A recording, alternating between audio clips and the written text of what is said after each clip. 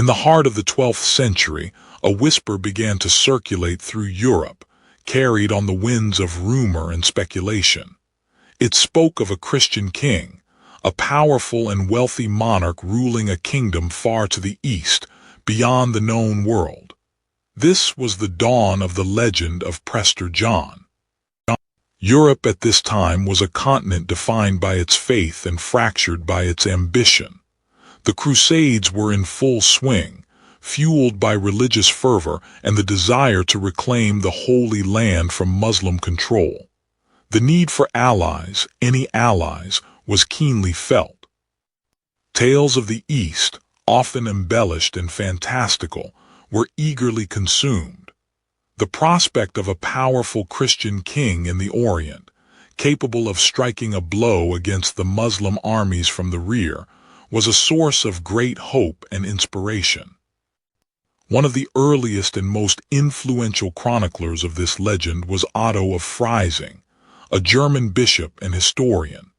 In his asterisk Chronica Sive Historia de Duibus Civitatibus asterisk, Otto recorded an account of Prester John that would shape the legend for centuries to come. Otto, uncle to Frederick I Barbarossa, Holy Roman Emperor, was a well-connected and respected figure. His writings carried significant weight, lending credibility to the nascent legend of Prester John. According to Otto, Prester John was a Nestorian Christian priest and king who had defeated the Muslim Turks in battle. This victory, he claimed, had taken place some decades prior, around 1122. The exact location of Prester John's kingdom remained vague, placed somewhere in the Far East, beyond Persia and Armenia. This ambiguity only added to the mystique and allure of the legend. Soon, rumors weren't enough. A letter, supposedly written by Prester John himself, began to circulate throughout Europe. This letter, though undoubtedly a fabrication, became the definitive source of information about the mythical king and his kingdom. The letter of Prester John described a realm of unimaginable wealth and wonders. Rivers of jewels, fountains of youth, and armies of 1,000,000 strong were just some of the marvels attributed to Prester John's domain. The letter reached the highest echelons of European power, including Pope Alexander III. The Pope, facing challenges both internal and external, recognized the potential value of such an alliance, even if its existence was uncertain. The strategic implications were clear. A Christian kingdom in the East could provide crucial support to the Crusader states and disrupt Muslim trade routes. The legend of Prester John became intertwined with the political and religious ambitions of Europe. Thus, the legend of Prester John took root in the fertile ground of medieval imagination.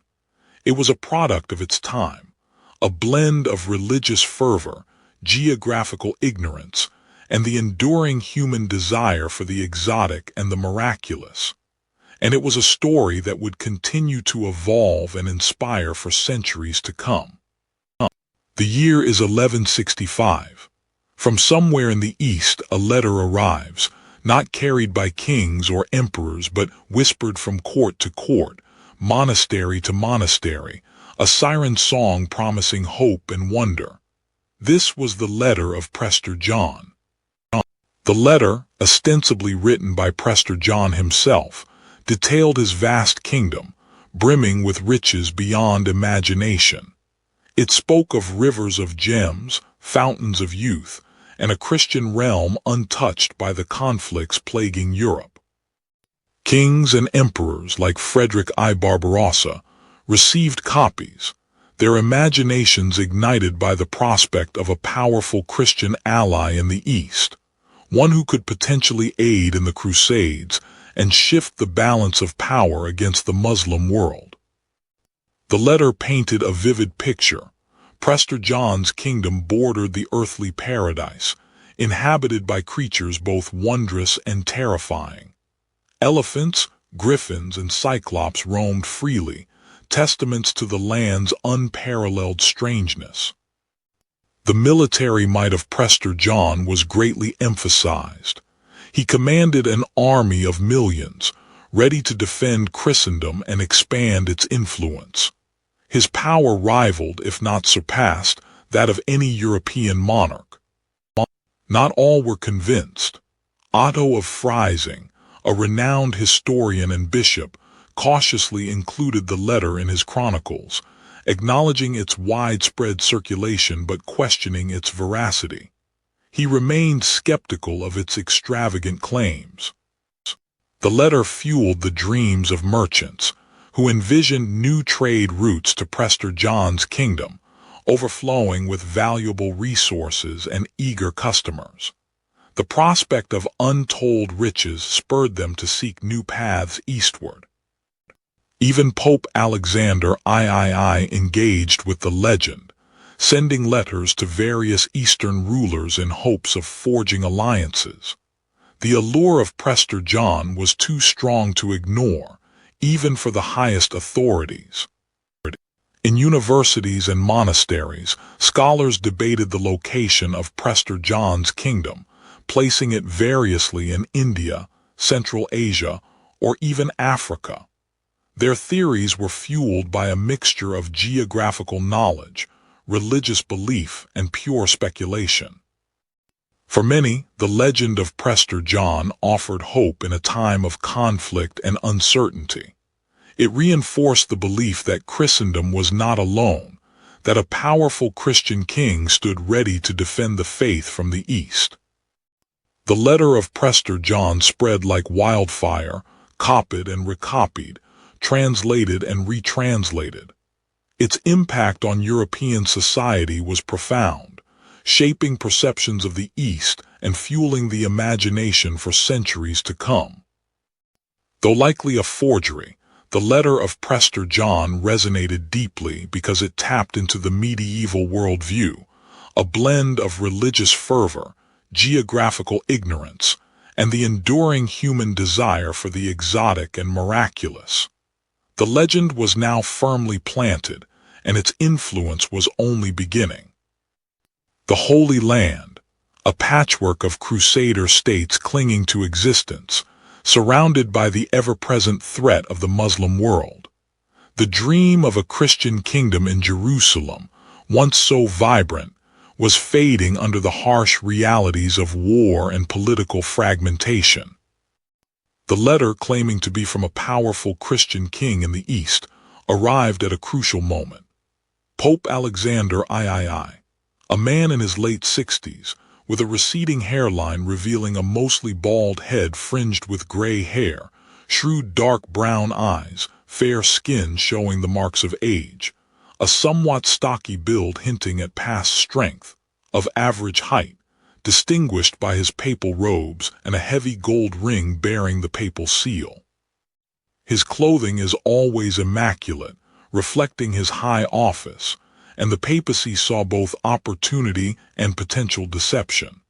Could this Prester John be the ally Christendom so desperately needed? For Frederick I. Barbarossa, a man in his early 60s with long, flowing red hair that is beginning to gray, intense blue eyes, ruddy complexion weathered by years of campaigning, a muscular build despite his age, standing tall and imposing, often seen in elaborate armor or royal attire, carrying himself with an air of authority. He has a neatly trimmed red beard. The legend of Prester John offered more than just hope. It was a strategic advantage, a way to rally support for future crusades and solidify his own position as a defender of Christendom. The promise of aid from the East fueled the fervor of knights and commoners alike. They saw Prester John as a sign, a divine intervention that would ensure the success of their holy mission. The legend became woven into the very fabric of the Crusades. Even within the scholarly confines of monasteries, the tale of Prester John found fertile ground. Otto of Freising, a man in his late 40s with dark brown hair, neatly tonsured in the monastic style, kind but observant brown eyes, pale skin indicating a life of scholarship, a slightly thin build of average height, always seen in his Benedictine monk's habit. He holds himself with a quiet dignity, and other intellectuals debated the veracity of the letter, its implications for the Christian world, and the very nature of faith and reality. The Second Crusade, a costly and ultimately unsuccessful endeavor, left Europe disillusioned. The Holy Land remained vulnerable, and the need for a powerful ally was felt more keenly than ever. The legend of Prester John offered a beacon of light in the darkness of defeat. News of Prester John spread like wildfire through towns and villages, carried by merchants, pilgrims, and traveling minstrels. Each telling embellished the tale, adding new wonders and exaggerating the king's power, fueling both hope and doubt in equal measure. The legend of Prester John also influenced trade, sparking new interest in Eastern goods and inspiring merchants to seek out new routes to his supposed kingdom, hoping to establish lucrative trading partnerships with the mythical Christian king.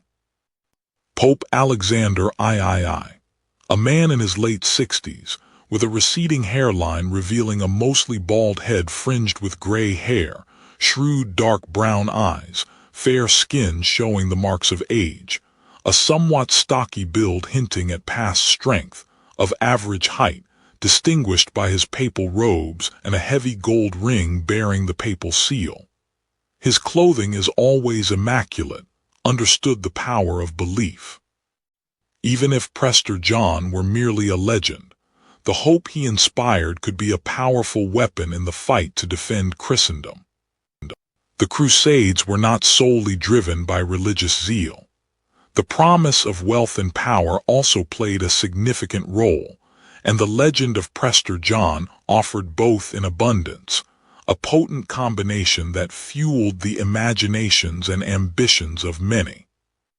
For leaders like Frederick I. Barbarossa, a man in his early 60s with long, flowing red hair that is beginning to gray, intense blue eyes, ruddy complexion, weathered by years of campaigning, a muscular build despite his age, standing tall and imposing, often seen in elaborate armor or royal attire, carrying himself with an air of authority. He has a neatly trimmed red beard. The Prester John narrative became a tool, a means to an end in the complex game of medieval politics and warfare. It justified their actions and inspired their followers. Ultimately, the legend of Prester John offered something more profound than just a potential ally. It offered hope, a belief in the possibility of a better world, a world where Christians could thrive and triumph, even in the face of overwhelming adversity. This hope, fueled by faith and imagination, would continue to shape the course of history for centuries to come. The weight of Christendom rested heavily on the shoulders of Pope Alexander III. The Holy Land was a precarious foothold, and the shadow of Saladin loomed large. The whispers of Prester John offered a glimmer of hope, a powerful Christian ally in the East who could shift the balance of power. The letters, purportedly from Prester John, fueled the papal quest. Though many suspected fabrication, Alexander III couldn't dismiss the possibility. An alliance with such a king, if real, would be invaluable. Every envoy, every merchant returning from the East was questioned relentlessly. Alexander's attempts to forge a coalition against the Muslim threat were often hampered by internal conflicts within Europe. His struggles with Frederick Barbarossa, the Holy Roman Emperor, consumed much of his energy and resources. Frederick I. Barbarossa, a powerful and ambitious ruler, challenged papal authority at every turn. His focus lay on consolidating his power within the Holy Roman Empire, viewing the Pope's calls for a crusade with suspicion and seeing potential Eastern alliances as a distraction. The conflict with Barbarossa, drained the papacy, limiting Alexander's ability to actively pursue the Prester John lead. Yet, the hope of an Eastern alliance remained a burning ember, a strategic necessity in a world beset by enemies. Beyond official channels, the search for Prester John extended through the intricate web of medieval trade routes. Merchants, driven by profit and adventure, became unwitting informants, relaying tales and rumors from the far reaches of the known world.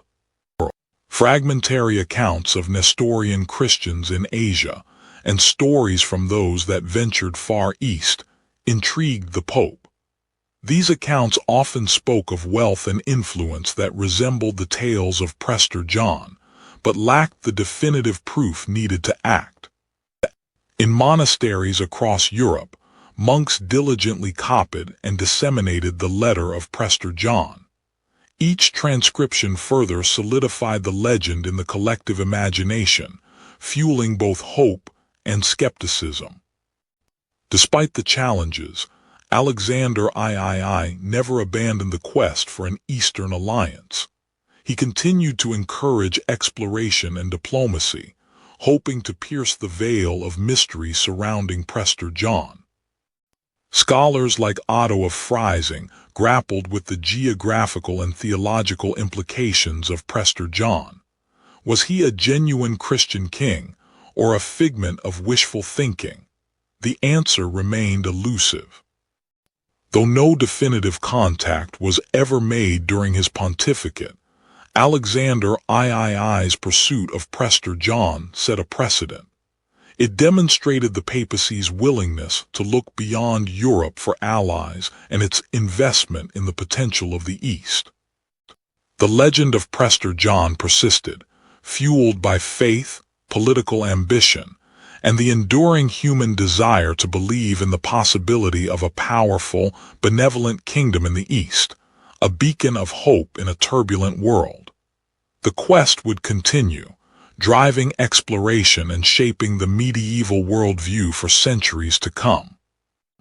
In the heart of the Holy Roman Empire, Frederick Barbarossa, emperor and king, wrestled with ambitions that stretched far beyond the borders of his domain. The whispers of Prester John had reached his ears, and he saw not just a legend, but a potential tool. Frederick, ever the pragmatist, saw in Prester John an opportunity to outflank his enemies, both real and imagined. A Christian king in the East could be a powerful ally against the Muslims, yes, but more importantly, against the Pope himself. Pope Alexander III in Rome was well aware of Frederick's ambitions. The emperor's desire for power was a constant threat to the church's authority. The legend of Prester John, in Frederick's hands, could become a weapon against the papacy. Otto of Freising, Frederick's uncle and a respected chronicler, observed these power plays with a historian's eye. He understood the emperor's motivations, the delicate dance between faith and ambition that defined the era. Frederick began to cultivate relationships with those who claimed to have knowledge of the East. Envoys and merchants brought tales of riches and wonders, fueling the emperor's imagination and strengthening his resolve to find Prester John. Alexander, in response, tightened his grip on the church's authority, condemning Frederick's actions and seeking alliances of his own. The game of power was afoot, and the legend of Prester John was a valuable piece on the board. Otto, ever the voice of reason, cautioned Frederick against placing too much faith in the legend. He understood the dangers of chasing shadows, of allowing ambition to cloud judgment. Despite Otto's warnings, Frederick remained determined. He saw in Prester John not just a potential ally, but a key to unlocking the East, to expanding his empire and solidifying his legacy. Alexander, meanwhile, worked tirelessly to undermine Frederick's plans. He used his influence to dissuade other rulers from supporting the emperor, painting him as a threat to the church and to the balance of power in Europe. Otto, watching these events unfold, recognized the dangerous game being played. The pursuit of Prester John was becoming a proxy war, a battle for supremacy between the emperor and the pope. Frederick, undeterred by the pope's opposition, continued his quest for Prester John. He believed that the legend held the key to unlocking his destiny, to securing his place in history. Alexander, in his own way, fought for the soul of Christendom. He saw Frederick's ambition as a threat to the church's authority, and he would do everything in his power to stop him, even if it meant invoking the name of Prester John himself. The earliest whispers placed Prester John's kingdom in India, a land already painted with strokes of the fantastical in the European imagination. Marco Polo had not yet traversed its breadth, and Pliny's accounts, filled with strange beasts and unimaginable wealth, held sway. The letter of Prester John, with its opulent descriptions, fueled the geographical debate. Was this India the ancients spoke of, or a new, undiscovered realm? The lack of precise geographical knowledge allowed for endless speculation. Travelers' tales, often embellished with each retelling, further muddied the waters. India became a repository for all things exotic and miraculous, easily accommodating the kingdom of a powerful Christian ruler. The church, eager to find a powerful ally against Islam, embraced the idea of Prester John in India. It fit neatly within their worldview, a divine counterbalance to the rising power of the Muslim world. For rulers like Frederick Barbarossa, Prester John represented a tangible military asset. Locating him in India offered the tantalizing prospect of encircling the Muslim world in a pincer movement. The rise of the Mongol Empire in the 13th century dramatically altered the geopolitical landscape. Suddenly, Central Asia, once a distant and unknown realm, became a region of intense interest and strategic importance. European emissaries, dispatched to negotiate with the Mongol Khans, returned with accounts of powerful rulers and vast empires in Central Asia. These accounts began to subtly shift the perceived location of Prester John. Scholars like Otto of Freising began to incorporate these new narratives into their understanding of the world. The idea of Prester John subtly migrated eastward, from the familiar shores of India to the mysterious steppes of Central Asia. Cartography reflected this shift. Maps began to depict Prester John's kingdom not in the tropical landscapes of India, but amidst the mountains and deserts of Central Asia, bordering the Mongol domains. The legend of Prester John, now situated in Central Asia, continued to fuel crusading fervor. The hope of a powerful ally remained a potent motivator for military expeditions. However, the shifting sands of Central Asian politics proved treacherous. The Mongol Empire began to fragment, and the promise of a stable alliance with Prester John in the region faded. The legend of Prester John, ever adaptable, remained alive. The shifting of his kingdom from India to Central Asia was a testament to the power of myth to mold itself to the contours of changing geographical knowledge and political realities, always just beyond the grasp of verifiable truth. The medieval world was a world of limited geographical knowledge, where the known world faded into the realm of speculation and imagination. Maps were not just tools for navigation. They were reflections of worldview, faith, and the insatiable human desire to fill the unknown with the wondrous. Dominating medieval cartography was the TO map, a symbolic representation of the world based on religious and classical sources. These maps, with Jerusalem at their heart, emphasized spiritual understanding over geographical accuracy. Asia, the largest of the continents, was often depicted as a land of marvels and mysteries, ripe for the placement of mythical kingdoms. Into this cartographic landscape, the legend of Prester John was readily incorporated. Mapmakers, eager to satisfy the demand for tales of the exotic East, began to include his kingdom on their maps, initially based on the vague descriptions found in the letter of Prester John. Early depictions of Prester John's kingdom situated it in India, a land already associated with immense wealth and strange wonders. Maps showed his realm teeming with mythical beasts, precious stones, and unimaginable riches, solidifying the image of the East as a land of both promise and peril. As the legend evolved, so did the cartographic placement of Prester John's kingdom. Central Asia, with its vast steppes and nomadic empires, became a new candidate. The shifting location reflected both the expansion of geographical knowledge and the changing political realities of the medieval world. Pope Alexander III, ever seeking to understand the shifting landscape of potential alliances, followed these cartographic developments with keen interest. For political leaders like Frederick I. Barbarossa, the maps depicting Prester John's kingdom held strategic significance. The prospect of forging an alliance with this powerful Christian ruler influenced military planning and diplomatic strategies, fueling the desire to establish contact and secure mutual support against common enemies. Scholars like Otto of Freising sought to reconcile the mythical elements of the Prester John legend with existing geographical knowledge. While acknowledging the lack of concrete evidence, they recognized the legend's power to inspire hope and shape perceptions of the world beyond Europe.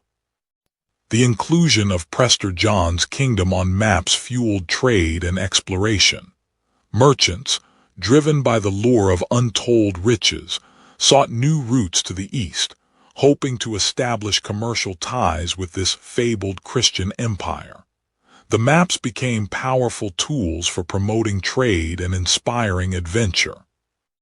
As exploration efforts intensified, the location of Prester John's kingdom shifted once again, this time to Ethiopia.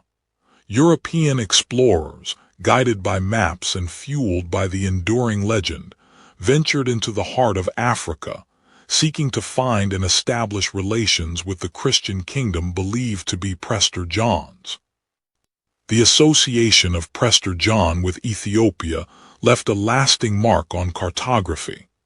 Maps of Africa began to prominently feature the Ethiopian Empire, often depicted as a Christian stronghold amidst a vast and largely unknown continent.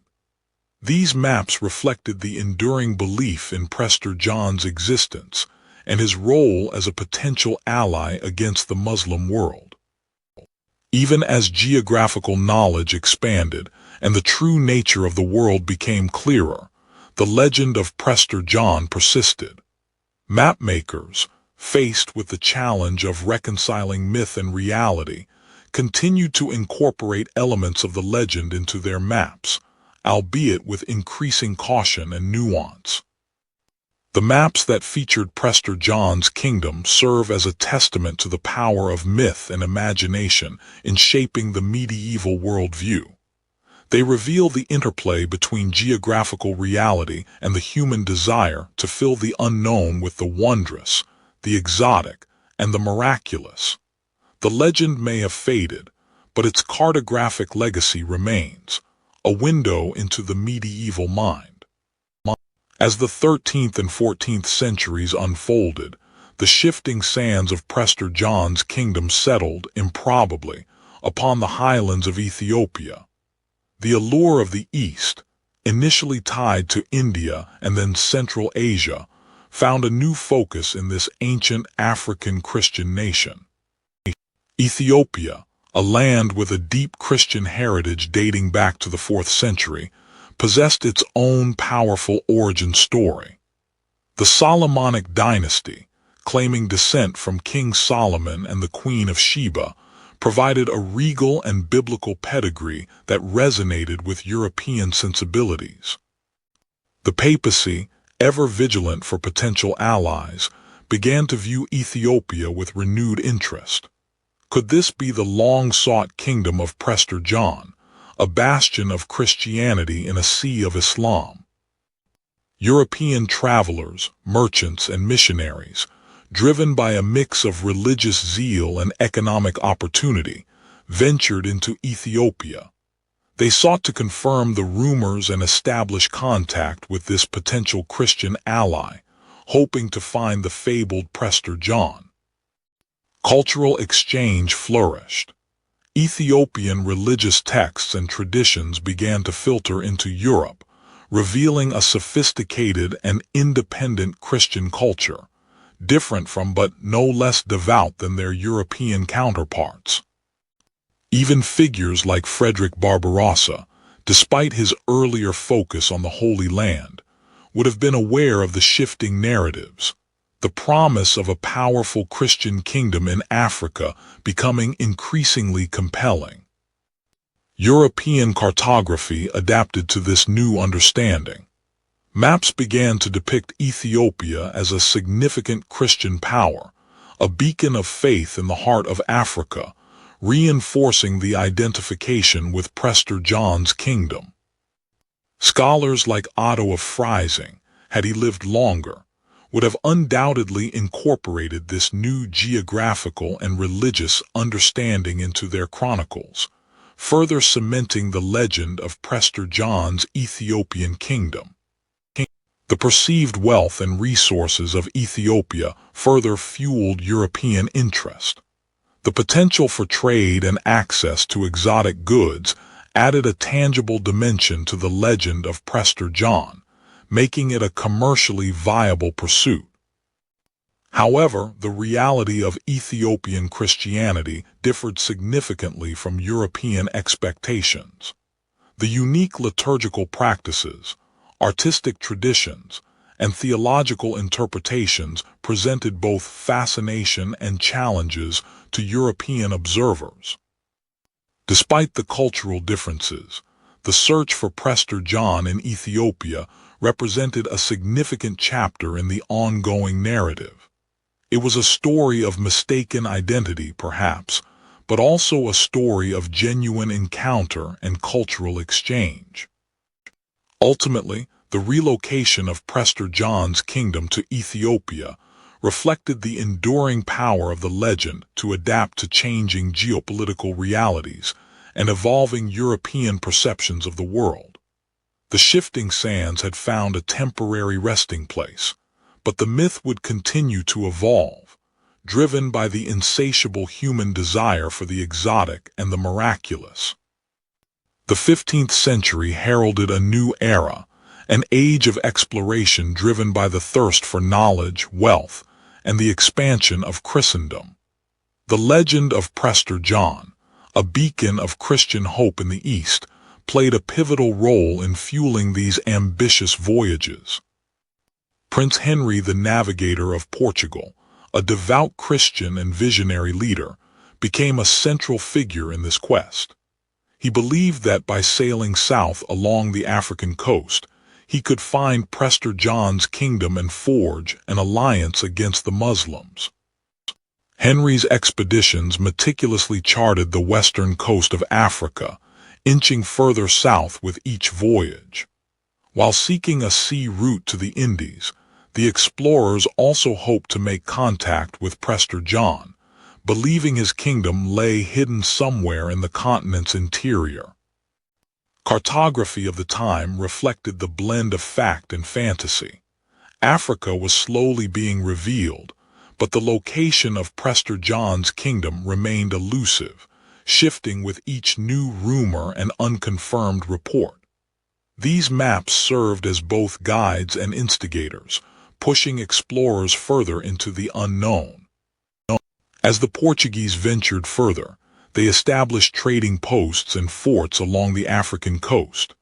These settlements served as vital hubs for commerce and resupply, solidifying their presence and expanding their knowledge of the continent. The pursuit of Prester John intertwined with the pursuit of wealth. Eventually, the Portuguese made contact with Ethiopia, a Christian kingdom in East Africa. While it was not the mythical kingdom described in the letter of Prester John, the encounter was significant. They believed they had found a remnant of his once vast empire, a Christian stronghold in a sea of Islam. The discovery of Ethiopia was reported back to Europe, fueling renewed excitement. Though not the kingdom of immense wealth and power as initially envisioned, its existence as a Christian nation offered a glimmer of hope for potential alliances and the spread of Christianity. The successful rounding of the Cape of Good Hope in 1488 opened up new possibilities for reaching the East. The dream of finding Prester John and establishing direct trade routes to the Indies was within reach. Vasco da Gama's voyage to India in 1498 marked a turning point. While his primary objective was trade, the echoes of the Prester John legend still resonated. The hope of finding powerful Christian allies in the East lingered, even as the focus shifted toward commercial interests. The legend of Prester John, while not explicitly fulfilled, profoundly shaped the age of exploration. It served as a catalyst, inspiring voyages that expanded geographical knowledge, established trade routes, and ultimately led to the colonization of vast territories. The initial religious motive gradually shifted towards economic and political dominance. The quest for Prester John also reveals the complex interplay of motives driving exploration. Religious zeal, the desire for wealth, the pursuit of knowledge, and the ambition for political power were all intertwined, each influencing the course of history. The legend of Prester John, though never fully realized, left an indelible mark on the world. It fueled the age of exploration, contributing to the expansion of European influence and the reshaping of global trade and cultural exchange. The search for a mythical king inadvertently transformed the world. The legend of Prester John, despite its shifting geography and fantastical elements, endured for centuries.